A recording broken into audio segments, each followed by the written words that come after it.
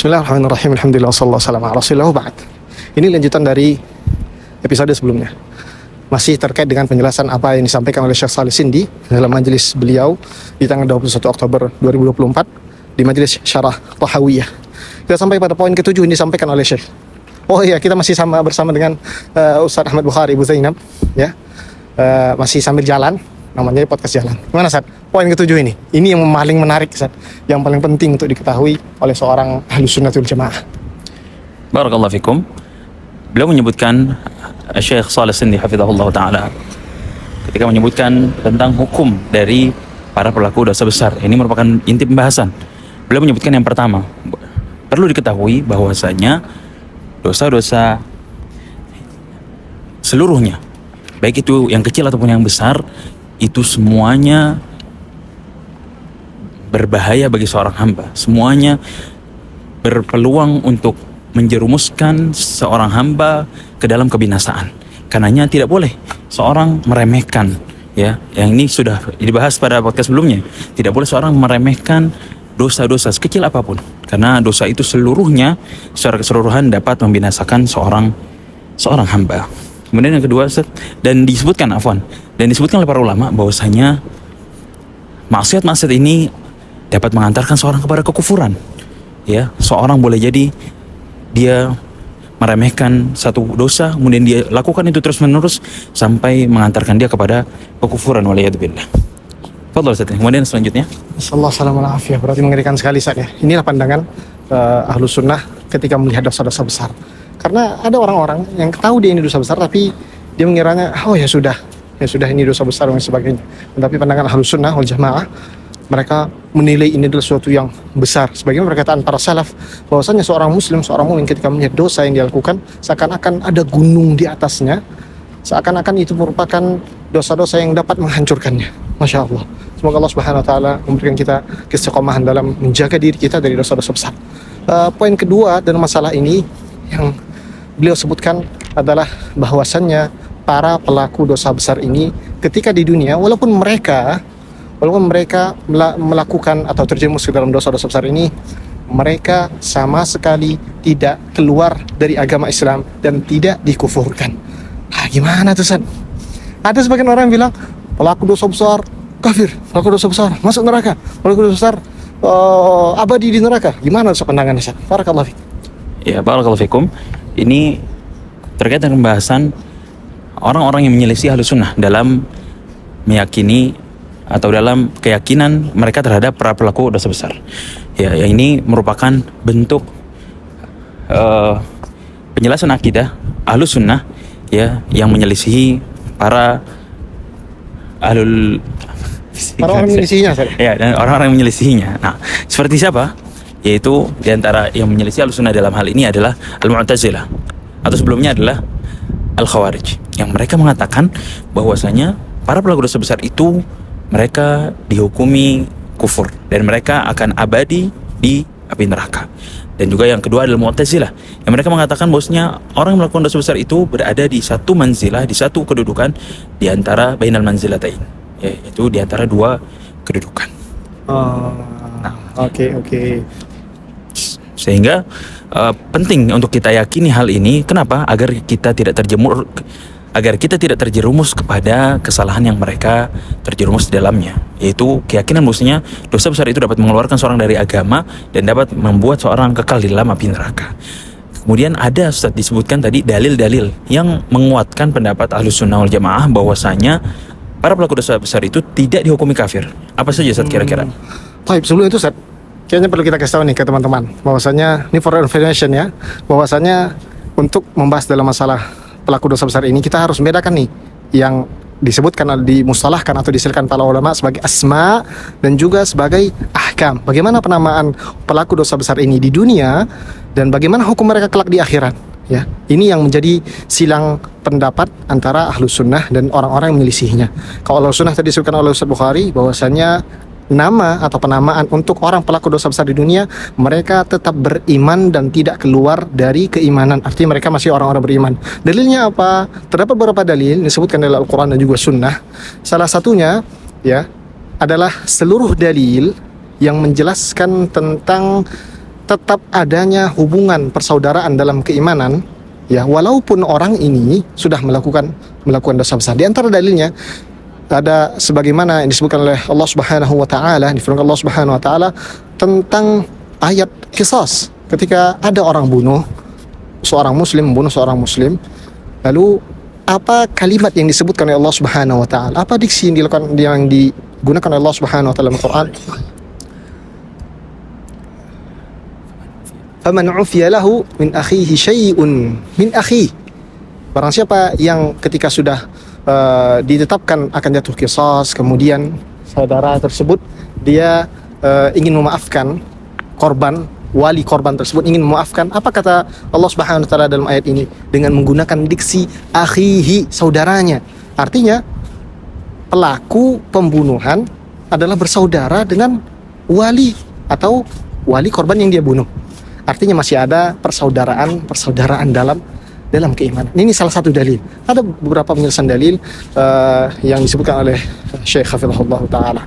Ini kira-kira setidaknya satu dalil ini menjelaskan kepada kita bahwasanya orang-orang yang melakukan dosa besar, mereka tetap dalam keimanan selama di dunia.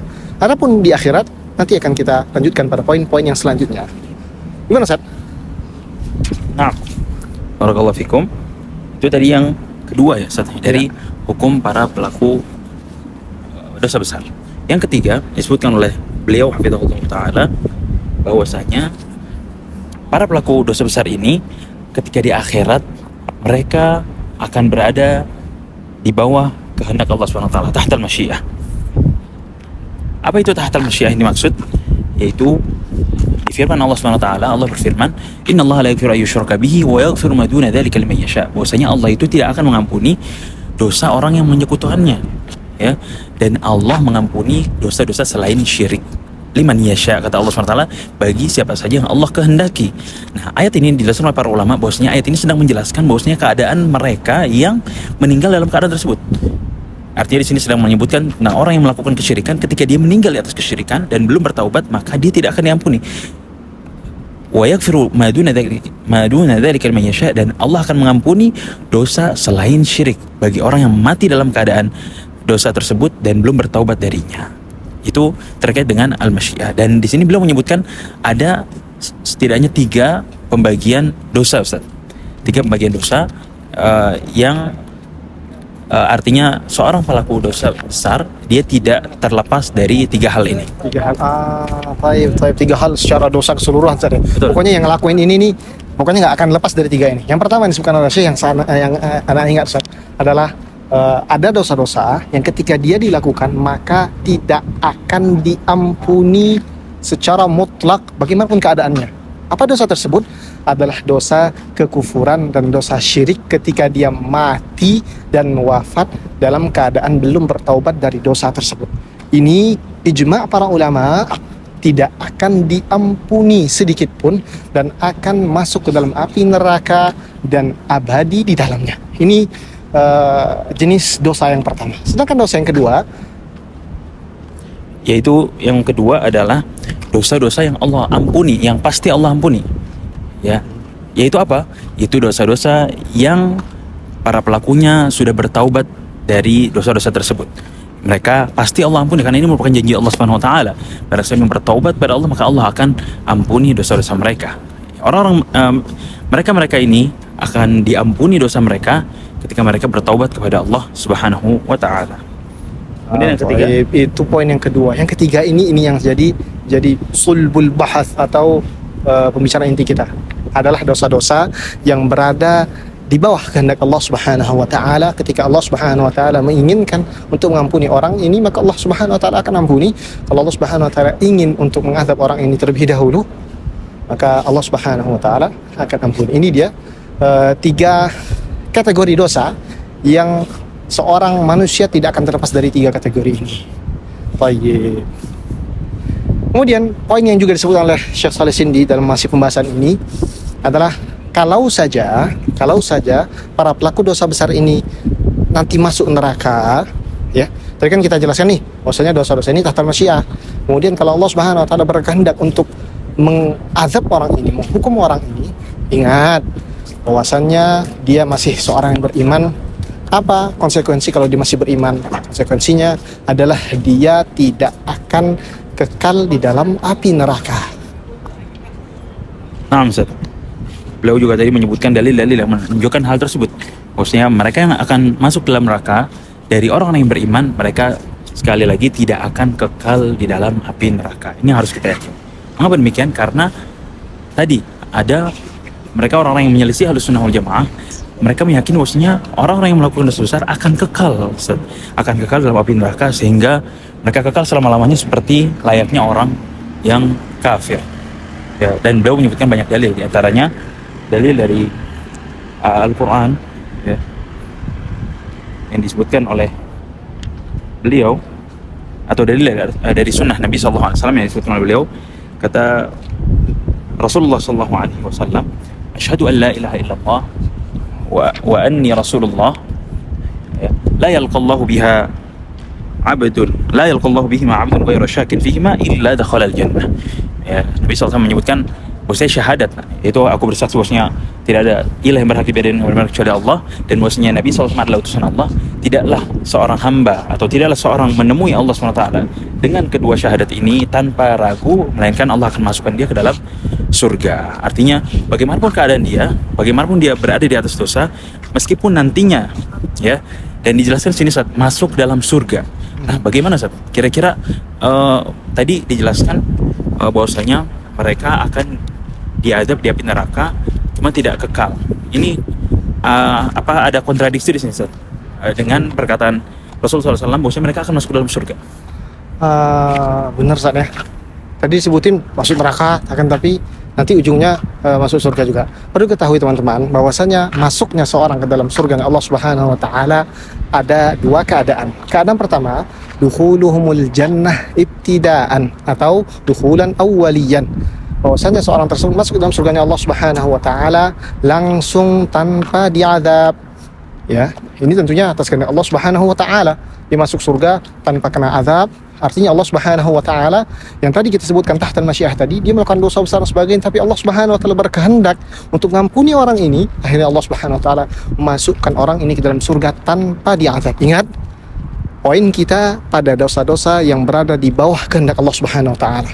Sedangkan orang-orang yang nantinya tetap akan masuk neraka, para ulama mengatakan dukhuluhumul jannah, masuknya mereka ke dalam api neraka ini adalah ma'alan, ujung-ujungnya pasti mereka akan masuk ke dalam surganya Allah Subhanahu wa taala. Ingat, sekali lagi Ahlussunnah Jamaah mengatakan bahwasanya mereka adalah orang-orang yang beriman kepada Allah Subhanahu wa taala dan bukan orang kafir.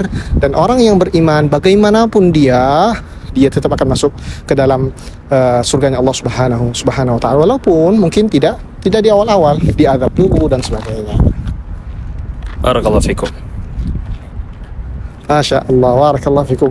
Ini pembahasan ini panjang, Ustaz, ya. Masya Allah, butuh beberapa episode panjang. Masya Allah, barakallahu fik. Kita sudah menghabiskan sekitar setengah jam untuk menjelaskan permasalahan ini. Teman-teman, insya Allah Ta'ala tetap dengerin apa yang kita sampaikan sama-sama. Kita akan berbagi bersama.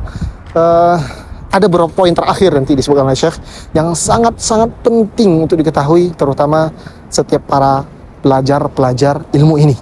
Jangan sampai kita belajar tentang masalah dosa besar, kita hanya menghukumnya untuk orang lain, tidak melihat keadaan diri kita. Tetap dengerin dan tunggu episode selanjutnya. Barakallahu fiikum.